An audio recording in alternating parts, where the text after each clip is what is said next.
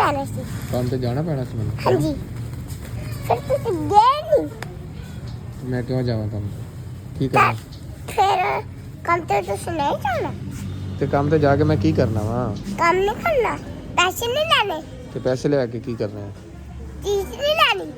ਤੇ ਅੱਛਾ, ਚੀਜ਼ ਵਾਸਤੇ ਪੈਸੇ ਚਾਹੀਦੇ? ਤੇ ਤੈਨੂੰ ਪੈਸੇ ਲਿਆ ਕੇ ਦੇਵਾਂ ਤੇ ਤੇਰੇ ਵਾਸਤੇ ਮੈਂ ਕੰਮ ਤੇ ਜਾਵਾਂ? ਹਾਂਜੀ ਅੱਲਾ ਜੀ, ਇਹ ਕੁੜੀ ਨਾ ਹੁਣ ਇਹਦੇ ਵਾਸਤੇ ਕਹਿੰਦੀ ਜੀ ਮੇਰੇ ਵਾਸਤੇ ਕੰਮ ਤੇ ਜਾਓ। ਮੈਂ ਬਤਰਾ ਵਾਲਾ ਪਰਸ ਵੀ ਲੈਣਾ।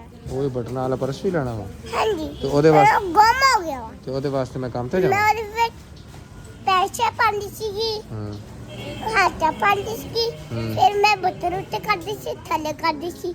ਓਏ ਹੋਏ ਗੁੰਮ ਕਿੱਦਾਂ ਨਹੀਂ ਕਰਦਾ ਉਹ ਕੰਮ ਸਾਰਿਆਂ ਨਹੀਂ ਨੂੰ। ਕਰਦਾ ਹੁਣ? ਮੈਂ ਮਾਮਾ ਨੂੰ ਦਿੱਤਾ ਸੀਗਾ, ਓਏ ਹੋਏ ਹੋਏ ਮਾਮਾ ਨੂੰ ਦੇਤਾ ਸੀ ਮੈਂ। ਕਿੰਨੀ ਬੁਰੀ ਬਾਤ ਆ ਯਾਰ। ਮਾਮਾ ਨੇ ਮੇਰੇ ਕੋਲ ਮੰਗਿਆ ਸੀਗਾ, ਉਹਨੇ ਮੇਰੇ ਕੋਲ ਖਿੱਚ ਲਿਆ ਸੀ। ਓਏ ਮਾਮਾ ਤੂੰ ਕਿੱਡੀ ਗੰਦੀ ਗੱਲ ਆ ਯਾਰ, ਇਹ ਖਿੱਚ ਲਈ ਸੀ ਤੂੰ। ਉਹ ਹੈ ਹੀ ਸਾਦਾ ਸੀ। ਲੋ ਸੁਣ ਲੋ, ਕਹਿੰਦੀ ਹੈ ਸਾਡਾ ਸੀ।